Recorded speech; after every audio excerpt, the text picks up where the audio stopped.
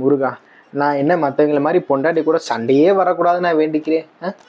என் பொண்டாட்டிக்கு சண்டை விடும்போது பழைய சண்டை ஞாபகம் வரக்கூடாதுன்னு தானே வேண்டிக்கிறேன். கொஞ்சம் பார்த்து பண்ணு.